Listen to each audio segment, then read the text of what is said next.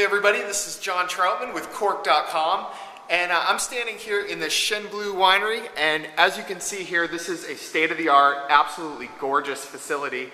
And I'm here with a guy who's actually, he's had his 2 cents given to the project here. I'm going to give him a chance to introduce himself and tell you a little bit about him.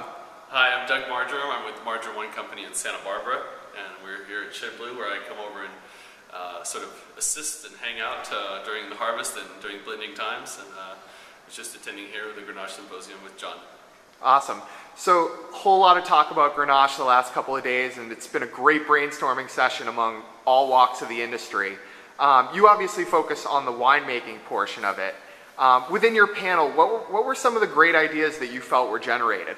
Well, I am now a full-time winemaker, but my history was 25 years being a retailer and restaurateur in Santa Barbara. And so I was actually on a on-sale panel.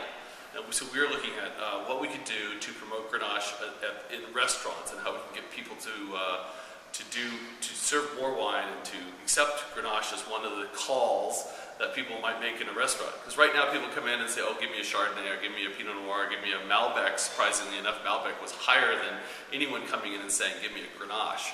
Because we would think that we all love Grenache here, so we want to propel it to at least 5th place versus its current 7th place in the talking about what varietal they buy. So some of the things we came up with is discovered that Grenache is actually a variety that you can have throughout a whole meal, and it's very rare you could have one varietal or a varietal named Grenache through the whole meal. So you could start with Grenache Blanc to start with as an aperitif.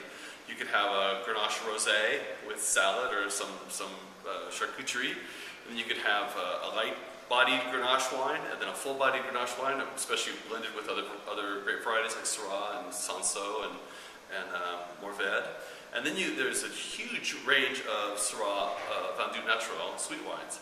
And so you could have this whole meal. Well, that led into us presenting to our colleagues here a one-page primer or guide to Grenache. And so we put Grenache as the title, and there's 5 columns talking about what the characteristics are of Grenache Blanc, Grenache Rosé, light Grenache, dark Grenache, blended Grenache, and Vendu Naturel sweet Grenache.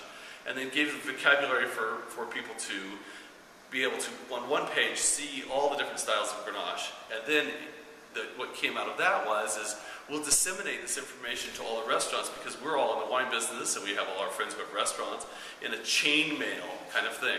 So what we decided is that we'd all send it to 12 people, and we'd say to 12 people, if you don't send it to 12 more people, some evil will befall you.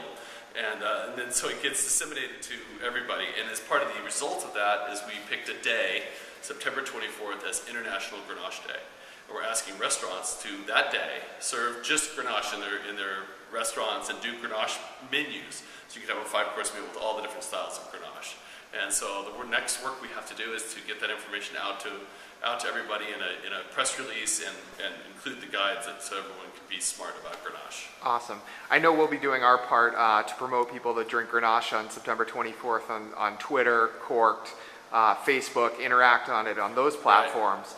Right. Going back to the restaurant thing, you mentioned, it's a great grape to be able to drink throughout the course of a meal.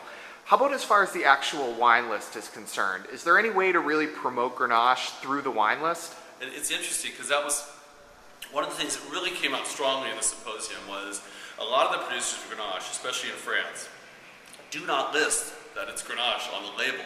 And so the big push and a lot of the results of all the panels were Grenache producers need to put Grenache on the label, because people don't even know. They love the wine, like Chateauneuf du Pape, but they don't necessarily know it's Grenache.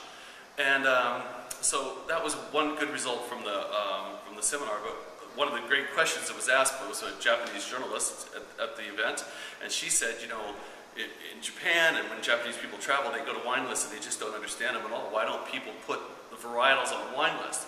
And as a restaurant guy for 25 years, we never did that. We just assumed that when people came in and got Chateau Reyas from Chateauneuf du Pape, they knew it was Grenache. Well, they don't know it's Grenache. And even further than wineries putting the name of the varietal on the label, I think it's very important that we put the name of the variety on the wine list too.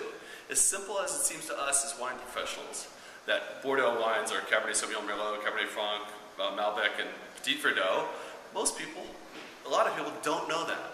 It's the same thing with putting Grenache on the label, whether it be from Spain or from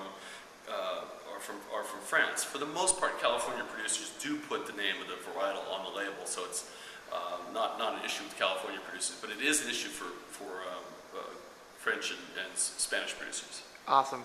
Thank you so much for the time. Hugely educational. Some great ideas that were generated from the panels. And again, we'll look for September 24th to be official Grenache Day. Yeah, everyone, if you get an email, send it along. Cheers. All right.